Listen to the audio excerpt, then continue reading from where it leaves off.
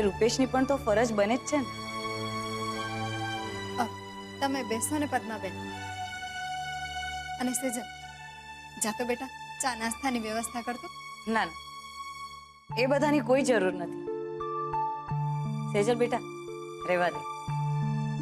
મીરાબેન, મારે તમારા સાથે બીજી એક વાત કરવી છે.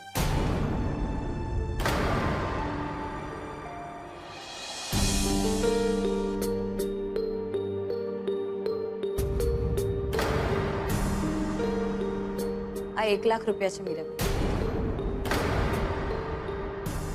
1 લાખ? શેના માટે?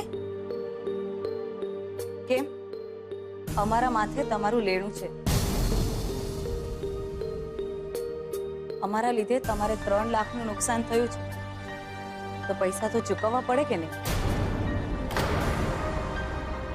તો આ 1 લાખ એમાંનો પહેલો હપ્તો છે.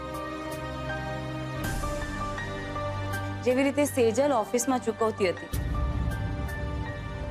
મોહનભાઈની દવાના પૈસા હફતે હફતે. કેવી વાત કરો છો આંટી?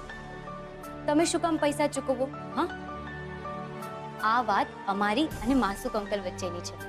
પ્લીઝ તમે નહીં પડો વચમાં. સાચી વાત કરી તે બેટા.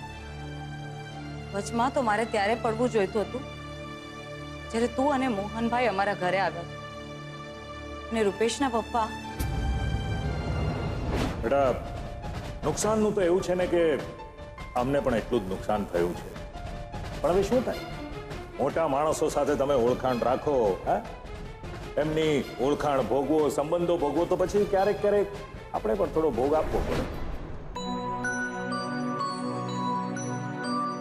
એ દિવસે જે થયું એ નહોતું થવું જોઈતું બેટા.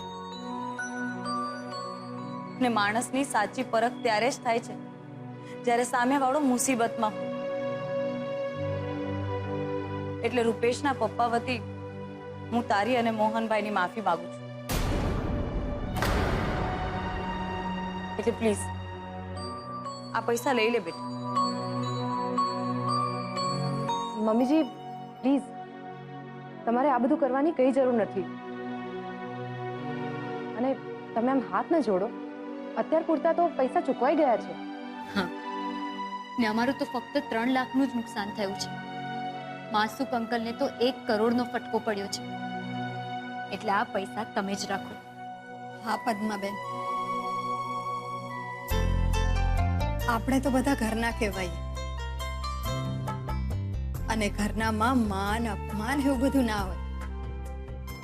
તમે અહીંયા આવ્યા ને એમાં જ બધું આવી ગયું.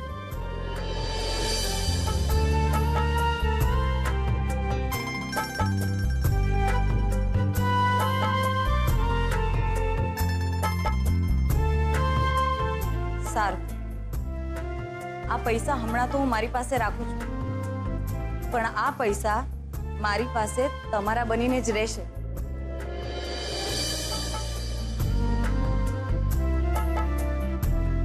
જય જીનેન્દ્ર. જય જીનેન્દ્ર.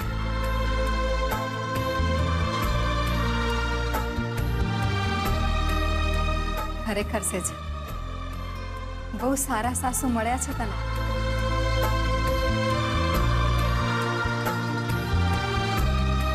જરાય નહીં હો રગલા, મારા મોહને ઓળખતો હતી તું જો. હમણાં બા બા કરતો આવશે મને તીડવા. તઈ ઓ બા, આવું કઈ નહીં થાય. જોડે દિયે સપના નહીં જુઓ. રગલા, આ બધી સપનાની તો મોકાણ છે. નાના 125 નાળિયેર વધી રમે તોય મારી માવડી નો રીજાણી તે નો જ રીજાણી. હાલો નફટ નકતો સુશાંત્યો ભાગી ગયો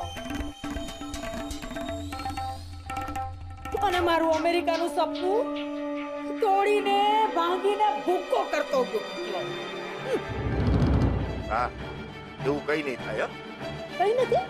અરે એવું જ છે રગલા, એવું જ છે. આ તારી બુદ્ધિશાળી બૈરી. શું જરૂર હતી પોલીસ ચોકીએ જવાની? કે જોઈ મને. કેમ બા? કિંજલ આપણી દીકરી નથી? અને સ્વયંનો વર પસંદ કરવાનો હક તો એક સ્ત્રીને રામાયણ મહાભારત કાળથી ચાલતો આવે છે.